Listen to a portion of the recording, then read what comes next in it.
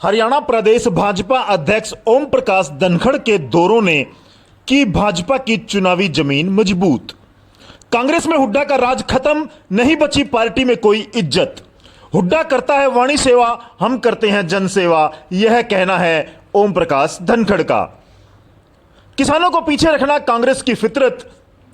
Bharatiya Janata party के प्रदेश अध्यक्ष ओम प्रकाश धनखड़ ने बड़ौदा हलके के विभिन्न गांवों के दौरों की जनसभाओं में भूपेंद्र हुड्डा पर तंज कसते हुए कहा कि विकास भाजपा सरकार करवाएगी, हुड्डा की सरकार ने तो वाणी सेवा करनी आवा है, विकास तो भाजपा की सरकार करती है। ओम प्रकाश धनखड़ ने मदीना में ग्रामवासियों को संबोधित करते हुए कहा कि हुड्डा का अस्तित्व तो कांग्रेस में भी खत्म हो गया है। अब खुद ही देख लो, भूपेंद्र हुड्डा को कांग्रेस में कौन पूछता है? किसी भी कांग्रेस की लिस्ट में भूपेंद्र हुड्डा का नाम ही नहीं है। हुड्डा तो केवल वाणी सेवा कर रहा है। धनखड़ ने कहा कि खिलाड़ी तो पूरे देश का होता है, हमें उनका सम्मान करना चाहिए, ना कि उनके बारे में अनाप शनाप कुछ बोलना चाहिए। मैं आपसे अपील करने आया हूं कि बड़ौदा हलके से उम्मीदवार खिलाड़ी योगेश्वर दत्त को भारी मतों से जिताकर विधानसभा में भेजें। हमारी सरकार खिलाड़ियों के बारे में बहुत सोचती है, खिलाड़ी देश का गौरव होते हैं। हमने सचिन तेंदुलकर को राज्यसभा में भेजा, अब बारी आपकी है, आप भी योगेश्वर दत्त को विधानसभा में भेजो। धनखड़ ने कहा कि किसानों को पीछे रखना कांग्रेस की फितरत है। कांग्रेस कभी नहीं चाहती कि देश का किसान भी खुशहाल हो, समृद्ध हो। प्रदेश अध्यक्ष ने कहा कि देश के किसान को यह समझना होगा कि आज कौन उसके हितों को सुरक्षित कर रहा है।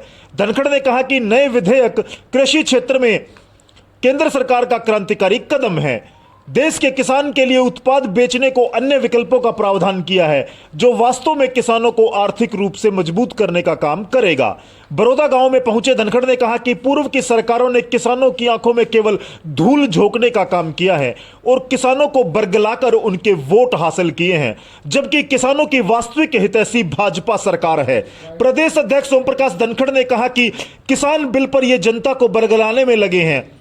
धनखड़ का कहना है कि कांग्रेस के घोषणा पत्र में कृषि संबंधी अधिनियमों में बदलाव का वायदा किया गया था, मगर हैरानी की बात है कि अब जब हम इन अधिनियमों में सुधार कर रहे हैं तो कांग्रेसियों को दिक्कत क्यों हो रही है? इन अध्यादेशों से किसानों के लिए एक दूसरी राह खुली है, न कि पहली राह बंद हुई है। दिक्कत तो तब होती जब पहली राह बंद होती। पहली राह में किसान चाहे तो अपना अनाज मंडियों में न्यूनतम समर्थन मूल्य पर बेचे और दूसरी राह में चाहे तो किसान अपना अनाज मंडियों से बाहर न्यूनतम समर्थन मूल्य से भी अधिक दाम पर प्राइवेट ट्रेडर्स को बेचे। उसमें उसे मार्केट फीस भी नहीं देनी होगी और न ही कोई अन्य कर देना होगा। अब कांग्रेस और कुछ कथित किसान नेता बताएं कैसे यह बदलाव किसान विरोधी हो सकता है, जब किसानों के लिए दोनों रास्ते खुले हैं। किस रास्ते पर चलना है यह किसान की मर्जी, उस पर कोई दबाव नहीं। किसानों की वास्तविक हितैषी भाजपा सरकार। ओम प्रकाश धनखड़ ने कहा कि तीनों अध्यादेशों से प्रदेश का किसान और अधिक खुशहाल व उन्नत होगा।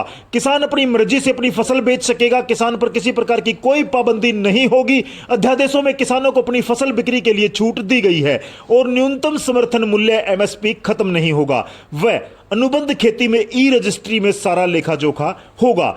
इसके अलावा किसानों को नवीनतम खेती की जानकारी मिल सकेगी।